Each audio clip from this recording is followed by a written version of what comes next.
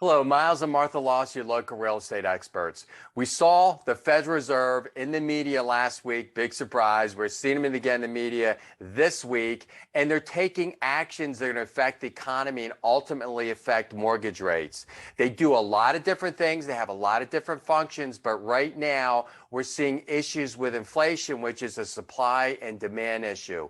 Typically, you have low supply, high demand, which drives up prices, and there you have inflation. Now we're having somewhat artificial supply issues due to COVID where certain things can't be manufactured. There's issue manufacturing or supplying.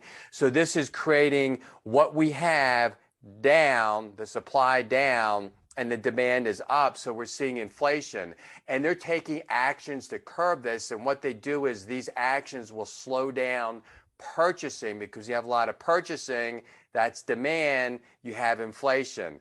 So the two main things they do are, one is interest rates. That's not directly the credit cards or your mortgage rates. It's the rates between banks, what banks pay for money. It's called the cost of money.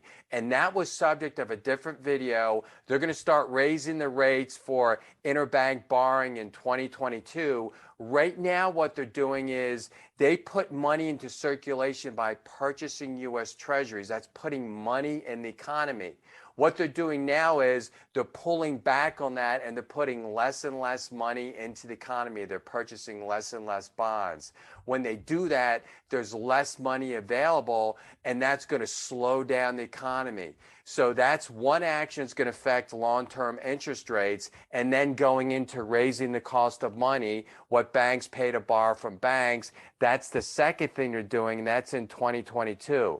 So they're taking actions right now and continuing those actions into 2022 that will raise mortgage rates. It's not going to happen right away because they don't directly adjust the interest rates for mortgages, but their actions will adversely affect them. And I mean by that is raise the interest rates.